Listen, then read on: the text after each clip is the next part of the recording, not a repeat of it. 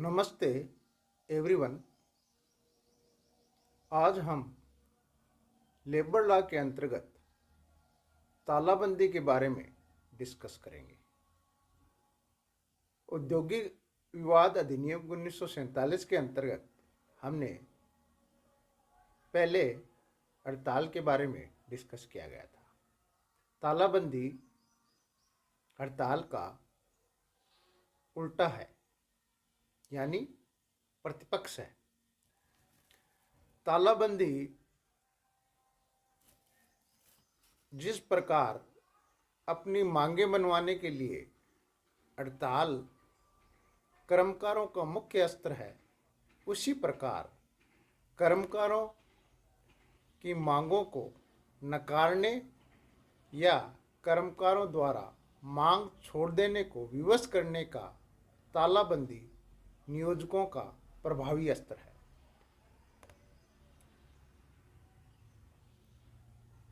तालाबंदी को हड़ताल के विपरीत माना जाता है।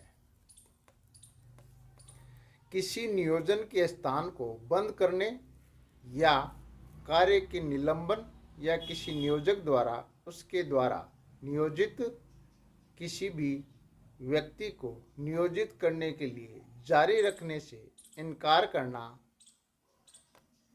तालाबंदी कहलाता है।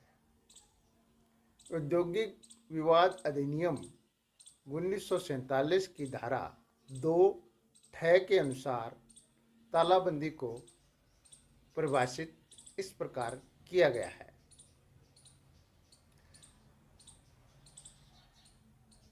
तालाबंदी से नियोजन स्थान को बंद कर देना या कार्य का निलंबन या नियोजकों द्वारा अपने में नियोजित कुछ संख्या में व्यक्तियों को नियोजन में लगाए रखने से इनकार किया जाना अभिप्रेत है। सामान्य रूप से तालाबंदी क्या है? नियोजक द्वारा नियोजन स्थान को बंद करना या कार्य को स्थगित कर देना है। नियोजकों द्वारा तालाबंदी उद्योगों के परिसर में श्रमिकों को स्वीकार करने से इनकार करके आमतौर पर तालाबंदी लागू की जाती है। तालाबंदी को अपने नियोजक द्वारा अपने कार्यस्थल को से कर्मकारों को बहिष्कार किए जाने के रूप में परिभाषित किया गया है। धारा 2 के अनुसार तालाबंदी की आवश्यक शर्तें।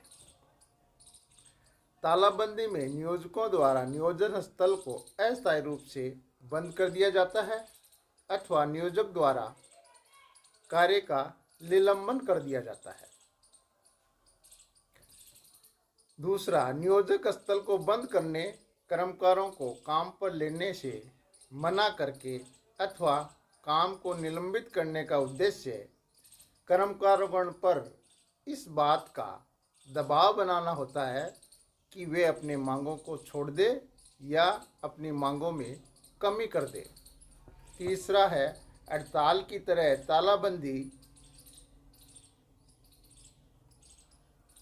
अधिनियम के अनुसार उद्योगों में ही की जाती है।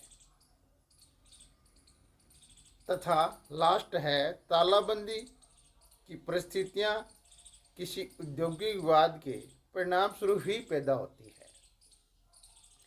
रामचंद्र स्पिनिंग मिल्स बनाम महाराष्ट्र राज्य में ये कहा गया कि यदि नियोजक द्वारा कच्चे माल के अभाव में या शक्ति के साधनों के अभाव में या अन्य किसी उचित कारण के कार्य बंद कर दिया जाता है तो इसे तालाबंदी नहीं माना गया। धारा 22(2) के अनुसार वैध तालाबंदी की शर्तें। किसी लोक उपयोगी सेवा को चलाने कोई भी नियोजक तालाबंदी करने से पूर्व 6 सप्ताह के भीतर तालाबंदी की सूचना संबंधित कर्मकारों को देना आवश्यक है। इससे पूर्व तालाबंदी नहीं की जा सकती। दूसरा, ऐसी सूचना देने के 14 दिन के भीतर तालाबंदी नहीं की जा सकती। तीसरा है, सूचना में दर्शित दिनांक से पूर्व भी तालाबंदी नहीं की जा सकती। चौथा है, समझौता अधिकारी के समक्ष किन्हीं समझौता कार्रवाइयों के लंबित रहने के दौरान और ऐसे कार्रवाइयों के समाप्त होने के पश्चात 7 दिन के भीतर भी नहीं की जा सकती। एक केस है बोलियरी मजदूर कांग्रेस बनाम न्यू वीर भूमि कोल कंपनी के वाद में ये स्पष्ट किया गया कि शर्तों के उल्लंघन में की गई हड़ताल अथवा तालाबंदी अवैध होती है।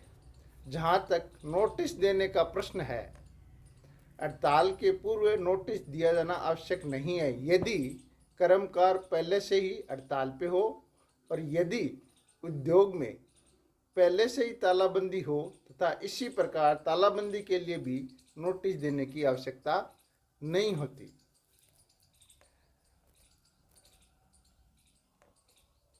हड़ताल और तालाबंदी में अंतर,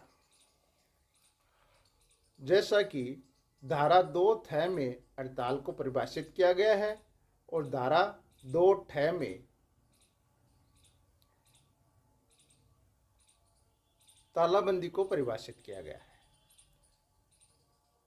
हड़ताल कर्मकारों द्वारा की जाती है जबकि तालाबंदी नियोजकों के द्वारा की जाती है। दूसरा अंतर, तालाबंदी हड़ताल का उल्टा होता है, यानी उसका प्रतिपक्ष होता है। हड़ताल अपनी मांगों को मनवाने का कर्मकारों का एक मुख्य अस्त्र है, जबकि तालाबंदी कर्मकारों को अपनी मांगे त्यागने या कम कर देने के लिए विवश करने का नियोजकों का मुख्य अस्त्र है।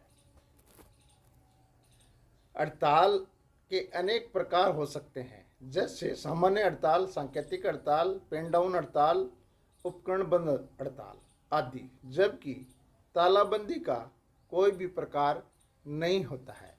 इस प्रकार आज हमने तालाबंदी और हड़ताल के बारे में अंतर क्या होता है इसके बारे में डिस्कस किया।